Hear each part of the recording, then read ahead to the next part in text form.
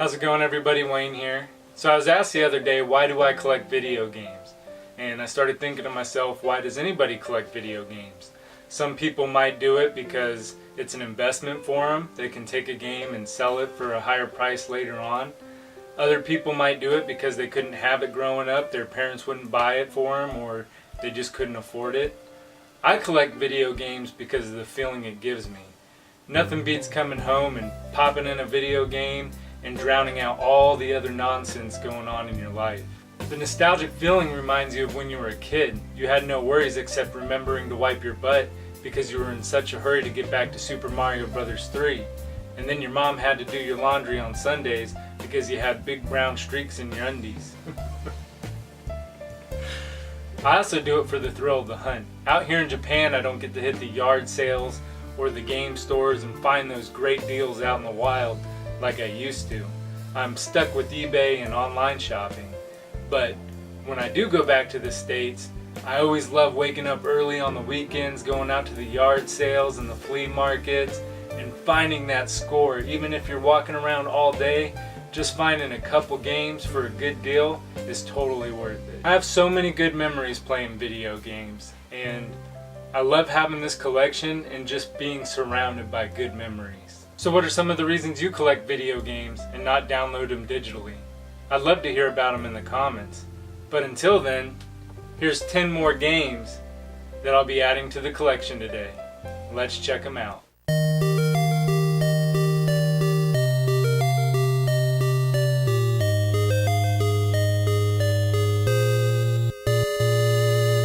The first game up is a game that started out on the NES and they later brought it to the N64 in an updated version. And that game is Excitebike 64.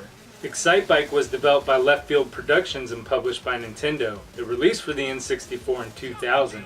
Excitebike is a dirt bike racing game. You'll choose from one of 6 riders and go through a series of races. Each race gives you points depending on where you finish. So even if you have a bad race, you can still win the overall competition. The game looks great visually, the controls are good, and the gameplay is fun. It makes you feel like a dirt bike racer timing your turbo usage for the jumps. Using your turbo too much can cause your bike to overheat, just like the NES version of the game. Also like the NES version, this game has a track editor. You can build your own course and race on it. Finally, when you win a tournament, the original Excitebike music plays.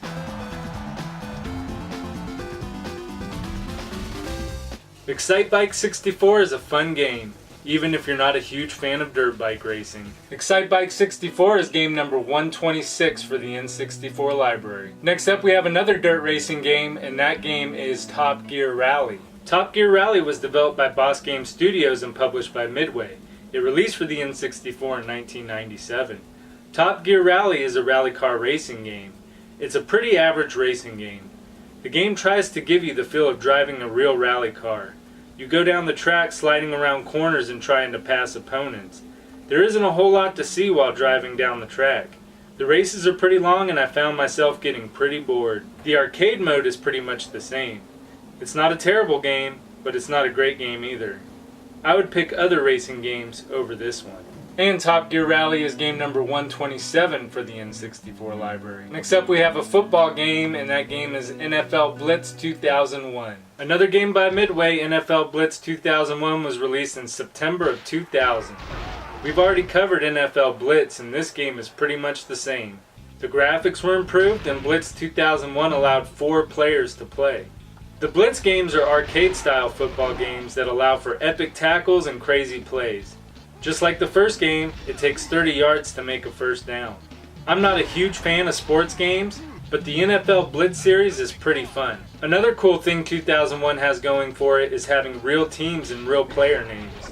Even if you're not a sports game fan like me, NFL Blitz is worth checking out. NFL Blitz 2001 is game number 128 for the N64 Complete in Box library. Next up is a 6-in-1 game, and that game is Namco Museum. Namco Museum was developed by Mass Media and published by Namco, releasing for the N64 in 1999.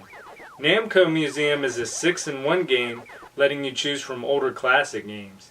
You can choose from Pac-Man, Miss Pac-Man, Galaga, Galaxian, Pole Position, and Dig Dug. So if you're a fan of the Namco classics, this is a game you would enjoy.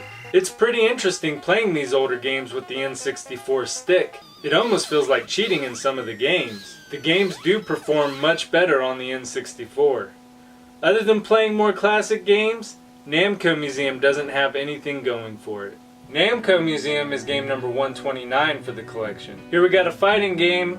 That game is Dark Rift. Dark Rift was developed by Chronos Digital and published by Vic Tokai. It released for the N64 in 1997. Dark Rift is a fighting game. You'll choose from a variety of different characters, each with their own special moves. Anyone can pick up this game and play it. It's one of the easiest fighting games I've ever played. Even the character special attack is done by hitting the B button, no matter which character you have. I had fun just switching different characters and seeing what their special moves were. They're all pretty neat and well animated. The graphics could be better and the controls could be more advanced to make it a better fighting game. Dark Rift is not a terrible game and it's inexpensive. It's worth giving a shot, especially if you're looking for an easy game to play. Dark Rift is game number 130 for the N64 collection. Up next is a role-playing game, and I think it's the first role-playing game we've covered, and that game is Quest 64. Quest 64 was developed by Imagineer and published by THQ, releasing in 1998. Quest is an RPG game. You'll run around building up your character's element weapons, which are fire, earth, wind, and water. As you make your way through the game, you'll encounter many different enemies. You stand inside a gate and take turns with the enemies attacking them. After defeating enemies, you can level up whichever element you choose. For an RPG, this is a very simplistic game. Hardcore RPG fans will probably find the game boring because it's so straightforward. Those just getting into RPGs would probably find the game pretty enjoyable.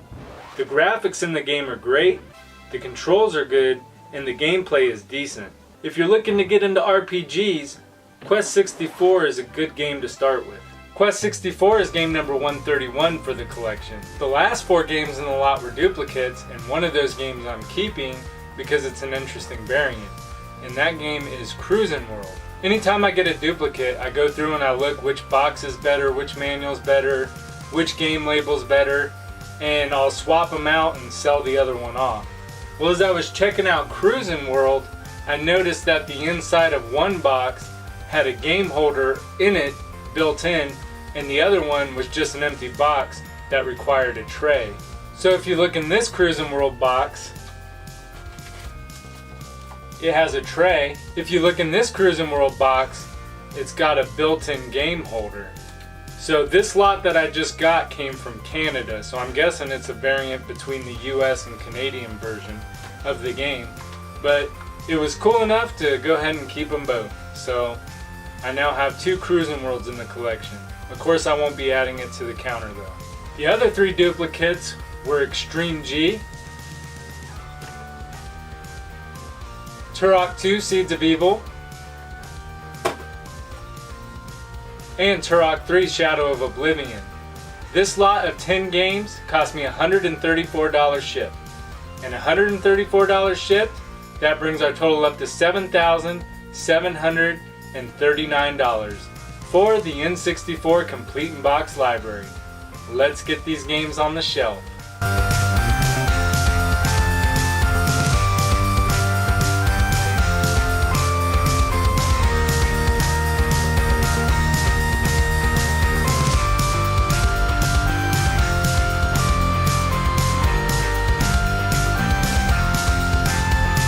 If you enjoyed the video, please make sure to subscribe. I'll be collecting the entire N64 library, complete in box, right here on this show. Also make sure to leave a thumbs up for Excitebike and Streaky Underwear. And until next time, I'm Wayne, and thanks for watching.